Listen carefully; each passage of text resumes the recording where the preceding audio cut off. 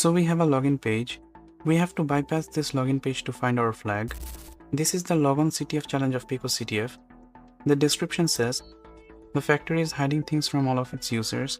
Can you log in as Joe and find out what they have been looking? But we do not know the password yet. So let's try to log in with the username Joe and the password Joe and click on sign in, and we get a response from the server that we could successfully log in, and it also says not sure you'll be able to see the flag though. So let's see the source code of this website.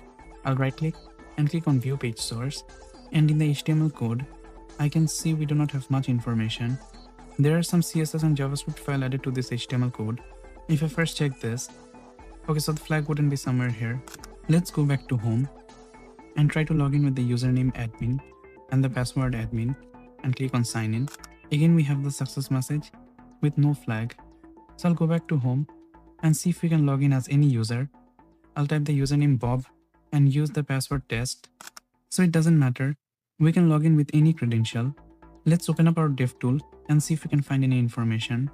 So first I'll check the network tab and refresh the page, and I can see we have the JavaScript files.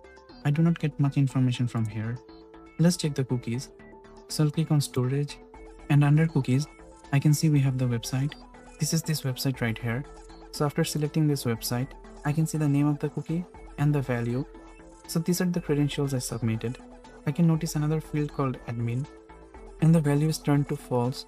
So what if I change this value to true and refresh the page, and I can see we found the flag. So this was a common cookie tampering attack. So with this we found the flag. I'll copy this, paste it, and click on submit, and we were correct. So that is for the end of the video. We are going over the web exploitation CTF challenges of Pico CTF.